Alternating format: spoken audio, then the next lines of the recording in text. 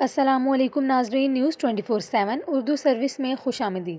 ناظرین، وزیر اعظم عمران خان ریپ کرنے والوں کو سرعام پھانسی کے حق میں ہیں۔ وزیر اعظم عمران خان نے اپنے ایک انٹرویو میں کہا کہ ریپ کرنے والوں کو مثالی سزا دینی چاہیے۔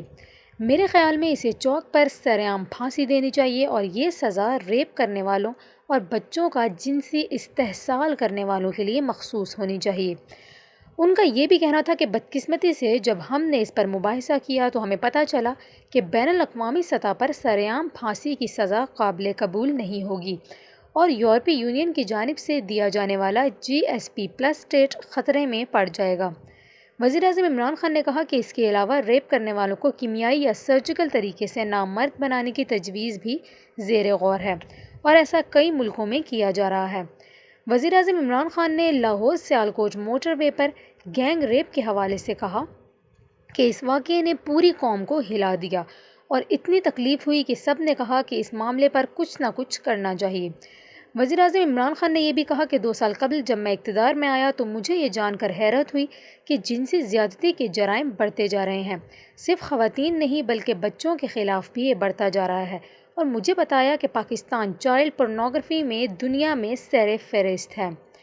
وزیر اعظم عمران خان نے نشاندہی کی کہ موٹر وے گینگ ریپ کا مرکزی ملزم 2013 میں بھی ایک گینگ ریپ میں ملوث رہ چکا ہے اور معاشرے کو اس طرح کے مجرموں سے مستقل بنیادوں پر پاک کرنے کے لیے ہمیں نئی قانون سازی کی ضرورت ہے۔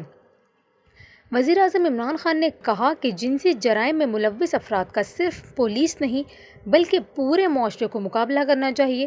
دنیا کی تاریخ بتاتی ہے کہ جب معاشرے میں فحاشی بڑھتی ہے تو 2 چیزیں ہوتی ہیں، جنسی جرائم بڑھتے ہیں اور خاندانی نظام تباہ ہو جاتا ہے۔